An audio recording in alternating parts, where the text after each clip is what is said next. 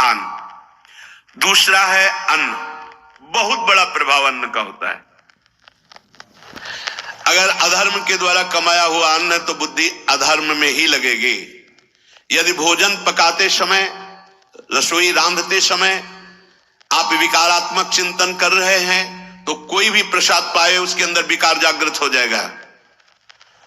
अन्न का बहुत बड़ा प्रभाव पड़ता है। एक बार पूज्य पादुड़िया बाबा जी महाराज अपने परिकर के साथ भ्रमण में थे तो किसी बड़े धनी मानी ने निमंत्रण दिया, महाराज आज यहीं रुको। तो बाबा ने कहा हम लोग गांव के अंदर नहीं रुकते, तो बाहर कोई वृक्षों का समुदाय जंगल जैसा, तो उसमें वहां रुके, पर भोजन उनकी तरफ से भोजन सबने पाया। जब सुबह हुआ तो महात्मा जन, साधक जन एक दूसरे की तरफ देखे और बोले आज तो हमको बड़ा दोष हुआ, गंदा स्वप्न आया और हमारा संयम बिगड़ गया। बोले ये तो हमको भी हुआ, जितने थे सबको हुआ। उड़िया बाबा के समीप गए, बाबा ने कहा अच्छा ऐसा हुआ, ये तो अन्न दोष है, बुलाओ सन्न पवाने वाले को, फिर चलेंगे। बुलाया और बाबा ने कहा बिल्कुल सत्य बोलना, नहीं तो आप जानते हो इतने महात्माओं के संयम को आपने भ्रष्ट कर दिया, सत्य बोलना क्या बात थी।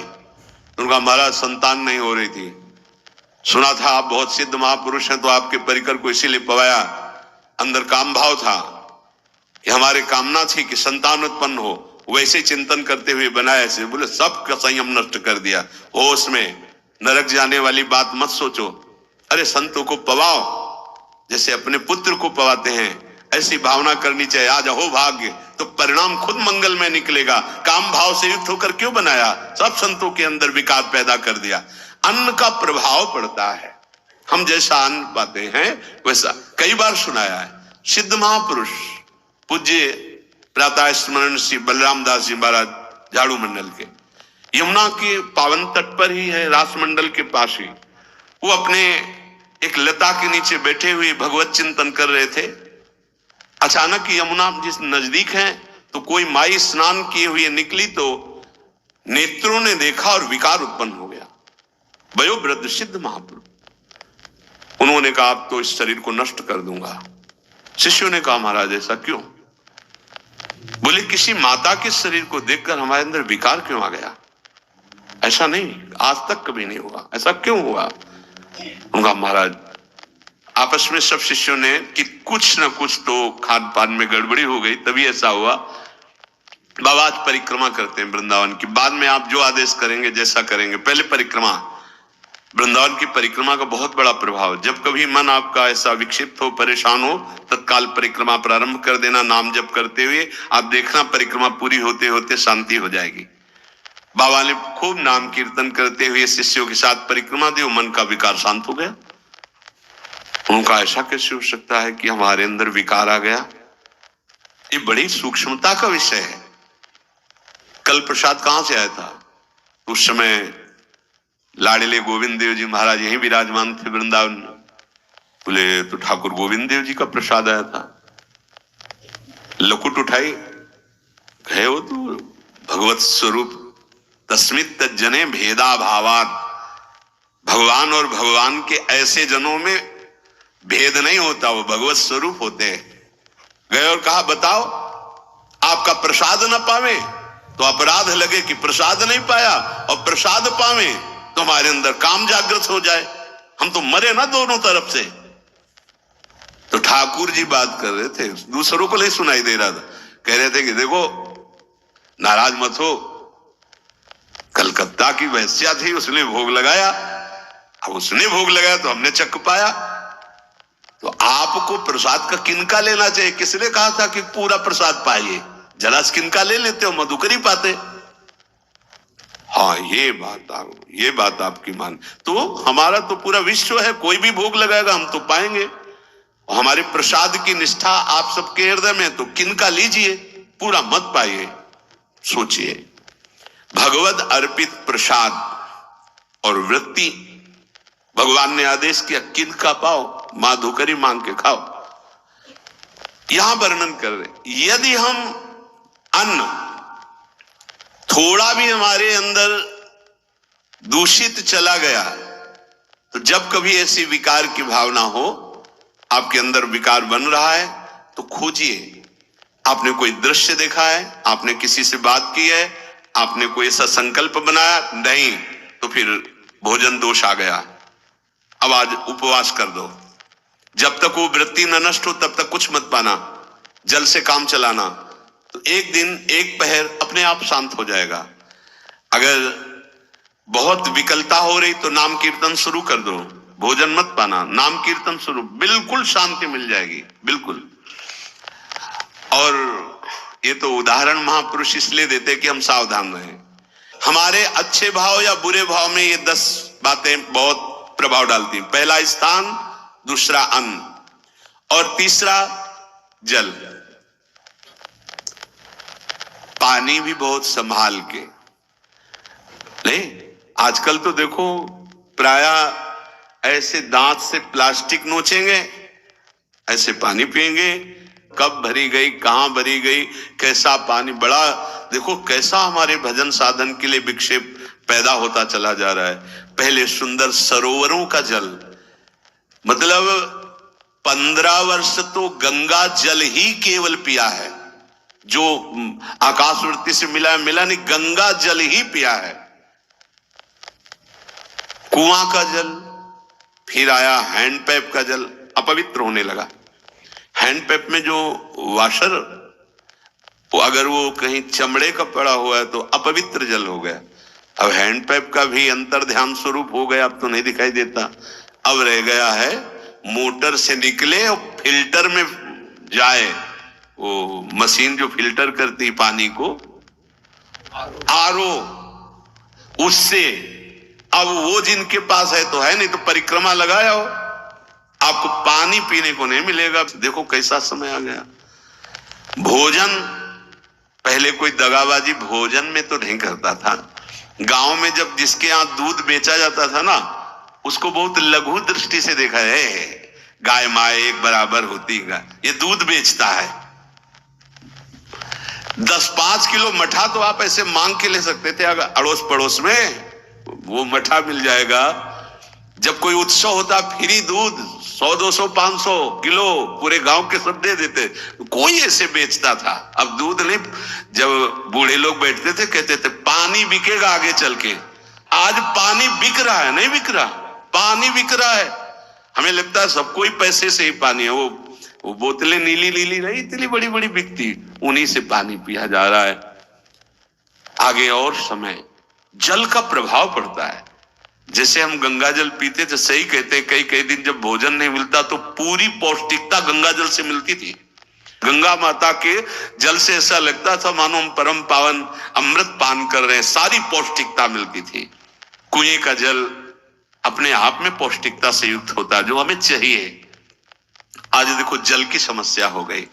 पवित्र जल पीने के लिए हम तरस रहे हैं। कहां है जल और कैसे मिलेगा जल?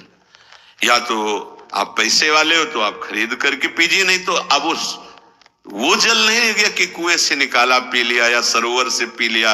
या कैसा दुर्भाग्य है।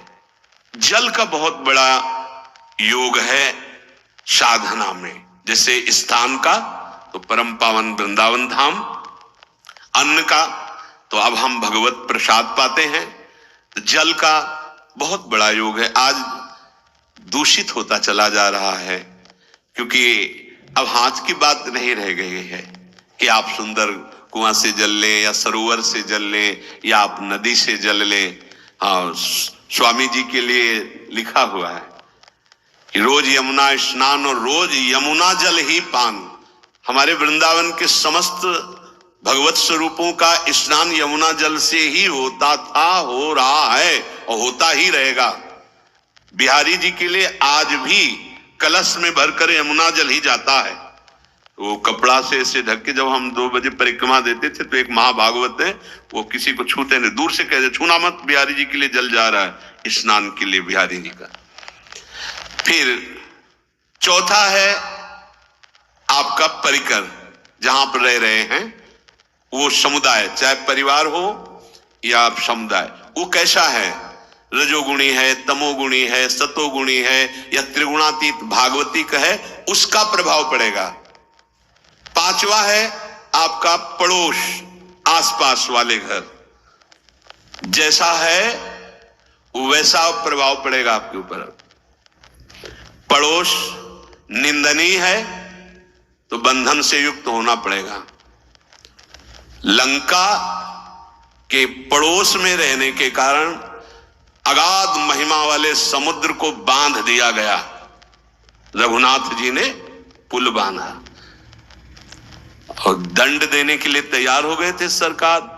अग्निबाण संधान कर लिया था, पड़ोस के कारण ही तो ना, पड़ोसी रावण था। इसीलिए आस पड़ोस का बड़ा प्रभाव पड़ता है। फिर अगला है दृश्य। इस पे बहुत सावधानी की जरूरत है। ये मोबाइल भगवान चल गए हैं, बहुत विस्तार से चल गए हैं। अब कोई छोटा मोबाइल रखना नहीं चाहता, सब वो स्क्रीन वाला रखना चाहते, टच मोबाइल। दृश्य से बचो। बच्चों, जवानों, बूढ़ों, सबकी वृत्ति जो माया आकर्षित करती, जो दृश्य हम देखने के लिए अंदर से उल्लसित है, वो मोबाइल में सब है, चाहे भागवतिक और चाहे सांसारिक। तो भाई देख लो, गुण दोष में संसार है। अगर आप दोष ग्रहण करना चाहते तो दोष ले लो, गुण तो गुण। बहुत बहुत खतरनाक विषय है और बहुत लाभदायक विषय है। किसी संत की वाणी एक बार समझ में नहीं आई, अगर हम 10 बार सुने तो समझ में आ जाएगी। ये लाभदायक है। कभी कोई किसी से बात करनी, पहले जाए तो पोस्ट कार्ड चलते थे, एक कार्ड, वो 15 पैसे का इतना बड़ा वाला आता था, 25 पैसे का बंद वाला लिफाफे में आता था, नीले नीले कागज का 15 पैसे वाला कार्ड। उसमें चिट्ठी जाती थी महीनों में। कभी यहां 1 मिनट में अमेरिका से बात कर लो, कितनी बढ़िया बात हो गई। उसका दुरुपयोग ना करो। अब हमारी इतनी चंचल वृत्ति है कि दुरुपयोग करने के लिए उत्साह बढ़ जाता है। बोले अब सब काम हो गया है, अब एकांत सेवन कर रहे हैं, अंदर से सिटकिनी बंद और मोबाइल भगवान का संग शुरू। 2-4 मिनट सत्संग और अच्छे दृश्य देखे, फिर बगले में वहां सब होता है कि आप बस उसको ऑन कीजिए, फिर जो मनोरंजन शुरू होता है, फिर उपासक मिटिया मेट हो जाता है। ये बहुत सावधानी की बात कह रहे हैं। वैसे हमें लगता है यदि आप कोई बड़े कार्य वाले ना हो तो छोटा मोबाइल रखे तो अच्छा रहता है। तो इसलिए ये एक ऐसा कलयुग भगवान ने रचा है कि बचा पाना बड़ा मुश्किल है। इससे वृत्ति को बचाओ, जो बचा ले गया वो आगे साधना कर सकता है। बहुत सावधान बच्चों। हमें लगता है यदि आपका मन चंचल हो, आपके शासन में ना हो, तो स्क्रीन वाला मोबाइल वो अपने माता पिता को दे देना चाहिए। और हम कहते रखो, छोटा वाला रखो। कभी कोई आपत्ति विपत्ति या सूचना देनी हो, बढ़िया काम करता है। जरूरी नहीं है इतना बड़ा लेके चलना। हाँ, अगर आपको बहुत राजकीय विभाग के कार्य हैं तो बात अलग है कि कौन सी सामान कहाँ कैसे, तो वहां से वीडियो भेज रहा है, वो चेक कर रहा है, यस हाँ ठीक है अब चलाओ। अपने को क्या काम है? सत्संग अगर सुनना है तो सत्संग सुनने के अलग यंत्र आते हैं, चला दो उसमें। वो इतनी बड़ी लगती है, उसमें चिप, पेन ड्राइव ऐसे लगा दो और सत्संग सुनो। जरूरी वो दृश्य वाला रखो।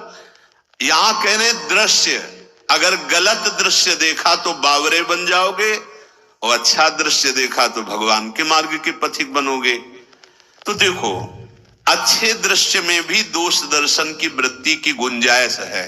जैसे कोई लीला हो रही है, लीला के पात्र, जैसे हमारे ब्रजमंडल में रास लीला होती थी, ऐसे 12 वर्ष 13 वर्ष के लीला पात्र, सब नव किशोर, जहां भाव ही बने रोते रहो। अब वहां बड़े बड़े लीला पात्र हैं। अगर हमारी भावना शासन में नहीं है तो वहां हम अंग प्रत्यंग के दर्शन से हमारी हाव भाव वहां जो हो रहा है उससे हमारी वृत्तियां बिगड़ जाएं। जब छोटे छोटे लाडली लाल परस्पर खेलते हैं तो केवल आशीर्वाद देने को, रोने का मन होता है। अगर आप लीला भी देख रहे हैं तो बहुत सावधानी की जरूरत है, क्योंकि वो चिदानंद शरीर नहीं है, पंच भौतिक शरीरों। हमारी दृष्टि पंचभूत में लगी हुई है। नाम जप करो, लीला गायन करो, फिर देखो जो लीला। अरे यही जीवन का परम सुख मिलेगा। सच्ची मान लीजिए। बस हम बार बार ये कहते हैं मोबाइल का सदुपयोग कीजिए, दुरुपयोग नहीं। मोबाइल बुरा नहीं, उसका प्रयोग बुरा है। दृश्य और साहित्य वैसे ही मनोवृत्तियां फिसलने वाली हैं, और जब ये आ गया कि फिसलाने में कितना लाभ है तो ऐसा कोई साहित्य और आलोचना, ऐसी कोई वार्ता ना करे जिससे हमारे अंदर गंदे भाव आवे। यदि अच्छी चर्चा करते तो अच्छे भाव आते। देखो अभी ऐसी कोई भावुक चर्चा होने लगे तो सबका हृदय द्रवित हो जाएगा, और गंदी चर्चा हो तो हमारा हृदय विकार युक्त हो जाएगा। और कार्य, आप जो कार्य करते हैं उसका प्रभाव आपके मन के ऊपर पड़ता है।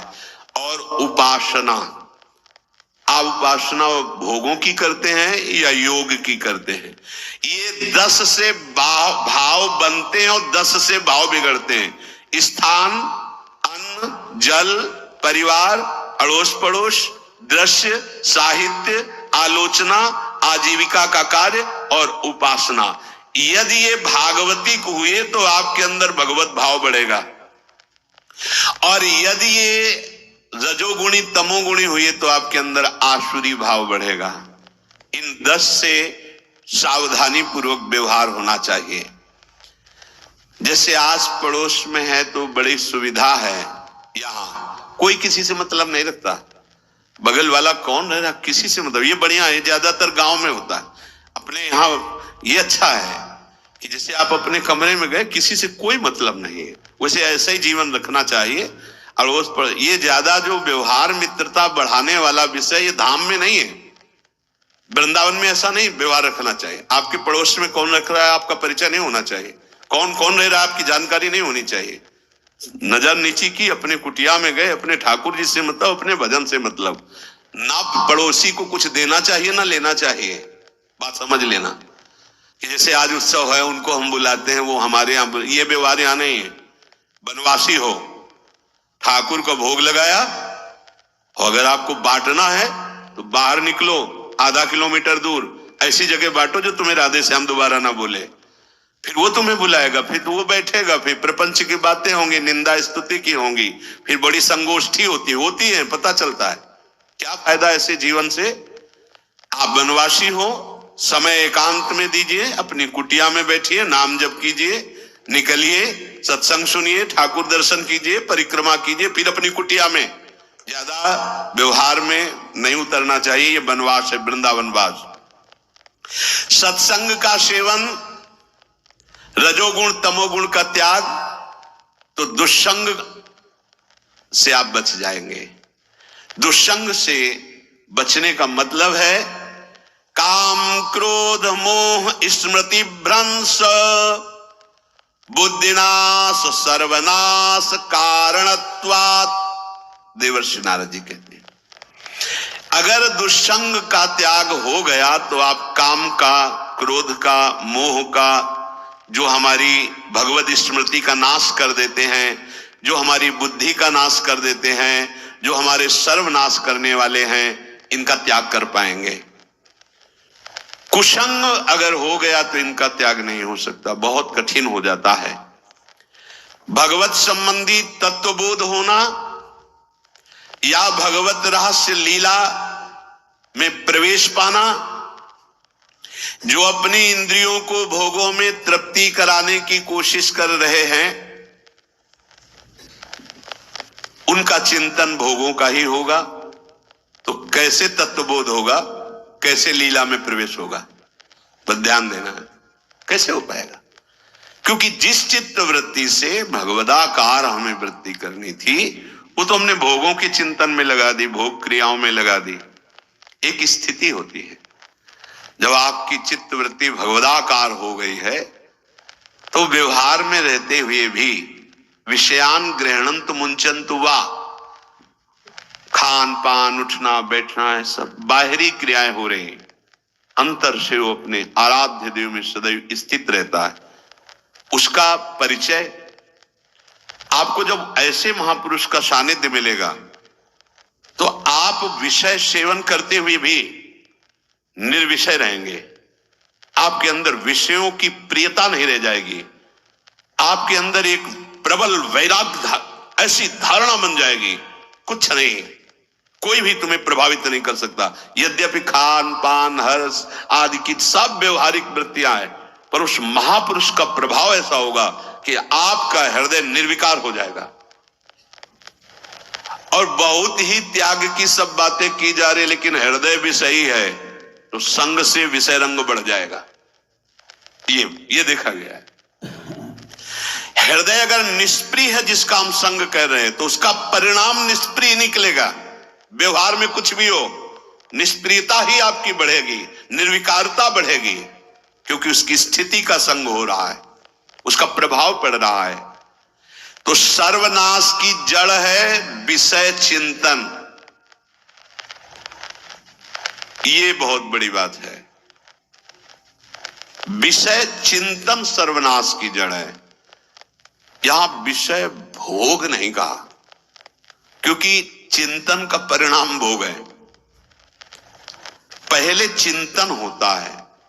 साधक ध्यायतो विषयान पुंसः संगस्तेषु उपजायते संगात् संजायते कामः कामात् क्रोधो विजायते क्रोधात् भवति सम्मोहः सम्मोहात् स्मृति विभ्रमः स्मृति भ्रंशात् बुद्धिनाशो बुद्धिनाशात् प्रणश्यति सर्वनाश।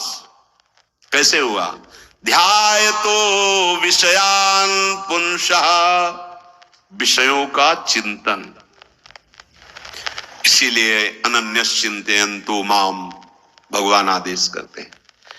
विषय चिंतन न होने पावे, बिना चिंतन किए आपको कोई भी सुख नहीं मिल सकता। आप देख लीजिए, जगत के किसी भी भोग का सुख नहीं मिल सकता। चिंतन से ही आपको सुख की अनुभूति हो रही है। अगर आप चिंतन ना करें तो आपको कोई सुख नहीं मिलता। आप चिंतन उसका घसीट लिया गया। अगर सुख होता तो भोग में मिल जाता, नहीं मिला। क्यों? कि बोले चिंतन नहीं। किसी को किसी गाढ़ विषय के चिंतन में फंसा दे, फिर उसके सामने भोजन रख के खीर में नमक डाल दे, सब्जी में चीनी डाल दे और गाढ़ विषय में फंसा दे। तुम्हारा लड़का जो अकेला था, वो ऐसा ऐसा दुर्घटना हो गई, वो अस्पताल में, अब जल्दी से भोजन पाओ और निर्णय बताओ। वो बिल्कुल नहीं बता पाएगा कि खीर में नमक था, सब्जी में चीनी थी। उसका चिंतन वहां फंस गया।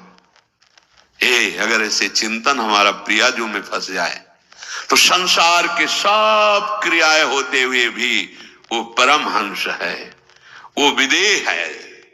चिंतन, हम लोग चिंतन में चूक कर देते हैं तो फिर क्रियाओं में हमको बंधना पड़ता है।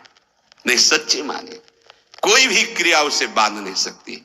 तो क्या जिनका भगवत चिंतन होता है वो असत क्रियाएं भी करते हैं क्या? तो बोले जब चिंतन ही नहीं तो असत क्रियाएं कैसे हो सकती है? पहले क्रिया के असत चिंतन होता है। आप देखना, कोई भी कार्य पहले चिंतन होता है। इसीलिए यहां कह रहे ध्यायतो विषयान पुंसा संगस्तेषु उपजायते। पहले, सबसे पहले विषय का चिंतन होता है। अगर विषय का चिंतन ना होने पावे तो आपको कोई फंसा ही नहीं सकता। भोग, कोई भी भोग नहीं फंसा सकता। जहां विषयों का चिंतन हुआ तो संग की प्राप्ति, विषय भोग की प्रबल इच्छा, प्रबल आसक्ति, और वो जो चिंतन हुआ था वही आपको सुख दे रहा है। वही, वहां सुख नहीं है, आपके चिंतन का वहां सुख। जैसा चिंतन, अगर आपका चिंतन विक्षिप्त कर दिया जाए, एकाग्र ना होने पाओ, तो किसी में आपको सुख नहीं मिलेगा, पक्का। अगर वही चिंतन सावई मना कृष्ण पदार विंदे हो तो कोई सुख है। गोपी जनों के पति भी हैं, पुत्र भी हैं, पूरे परिवार की सेवा करती है, और बड़े बड़े परमहंस उनकी चरण रज वंदना करते हैं। क्यों? क्योंकि उनका चिंतन भगवान का हो रहा है। एक भी वृत्ति शरीर चिंतन में नहीं, बलिहारी है, मुरारी पादार्पित चित्त वृत्ति। विषयों के चिंतन से विषयों में आसक्ति पैदा होती है। आसक्ति से विषय कामना की प्रबलता और क्रिया होती है, और क्रिया में बाधा पड़ने से क्रोध पैदा होता है, क्रोध से मूढ़ता छाती है, मूढ़ता से स्मृति भ्रमित हो जाती है, स्मृति भ्रंश से बुद्धिनाश होता है, और बुद्धिनाश ही सर्वनाश है। इसलिए चित्त का निरंतर अधिक समय तक सावधानी पूर्वक भगवन नाम में, भगवत लीला में, आप सब भगवत कृपा पात्र जन है, चिंतन न बिगड़ने पावे। होता क्या है कि क्रिया से तो हम सावधान है, समाज है, क्रिया से तो हम सावधान, क्योंकि समाज भी है, व्यवहार भी है सामने, लेकिन चिंतन तो कोई नहीं जान रहा ना, अंदर ही अंदर हम क्या चिंतन कर रहे हैं। तो साधक चूक कर बैठता है। देखो, बाहर चूक होगी तो उसका प्रायश्चित हो ही जाएगा, चार लोग निंदा करेंगे, पिटोगे, अपमानित होगे, प्रायश्चित। लेकिन अंदर जो हमारा गलत चिंतन हो रहा, पूरा का पूरा अंदर हृदय मलिन कर देगा, हमें उस बात का प्रायश्चित भी नहीं होगा, हमें जलन भी नहीं होगी कि हम गलत चिंतन कर रहे हैं, क्योंकि सावधान नहीं है। खास बात साधना में चिंतन संभालने की है। काम क्रोध मोह स्मृति भ्रंश बुद्धिनाश सर्वनाश कारणत्वात्, देवर्षि नारद जी कह रहे, चित्त का जहां अधिक चिंतन होता है वही हमारी तन्मयता बन जाती है, वही हमारा स्वरूप होने लगता है। बोले बहुत कामी पुरुष है, बोले बहुत क्रोधी पुरुष है, बोले बहुत नीच पुरुष है, पूरा संबोधन होने लगा उसके लिए, क्योंकि वो उसी चिंतन से, वैसी क्रियाओं से, अरे बोले तो बड़े भगत हैं, भगवान के स्वरूप है साक्षात। जो हम अधिक चिंतन करते हैं वही क्रियान्वित होता है, जो क्रिया होती, चिंतन होती, वैसे हमारा स्वरूप बन जाता है, वैसी हमारी स्थिति हो जाती है। सांसारिक विषयों और विषयी पुरुषों का शरीर संग, वाणी संग, मन के द्वारा संग, ये आपके अंदर विषय चिंतन बढ़ा देगा, विषय क्रियाओं में लगा देगा। इसलिए बहुत सावधान। विषय में कोई ताकत नहीं है, विषयासक्ति दुर्गति कर देती है। एक बार देवर्षि नारद जी जनक जी से कहा, क्या विदेह राज कैसे है, पत्नी भी है, परिवार भी है, सब वैभव भी है, वो आप एक राजा होते हुए विदेह राज, कोई सुख है, गोपी जनों के पति भी हैं, पुत्र भी हैं, पूरे परिवार की सेवा करती है, और बड़े बड़े परमहंस उनकी चरण रज वंदना करते हैं। क्यों? क्योंकि उनका चिंतन भगवान का हो रहा है। एक भी वृत्ति शरीर चिंतन में नहीं, बलिहारी है, मुरारी पादार्पित चित्त वृत्ति। विषयों के चिंतन से विषयों में आसक्ति पैदा होती है, आसक्ति से विषय कामना की प्रबलता और क्रिया होती है, और क्रिया में बाधा पड़ने से क्रोध पैदा होता है, क्रोध से मूढ़ता छाती है, मूढ़ता से स्मृति भ्रमित हो जाती है, स्मृति भ्रंश से बुद्धिनाश होता है, और बुद्धिनाश ही सर्वनाश है। इसलिए चित्त का निरंतर अधिक समय तक सावधानी पूर्वक भगवन नाम में, भगवत लीला में, आप सब भगवत कृपा पात्र जन है, चिंतन न बिगड़ने पावे।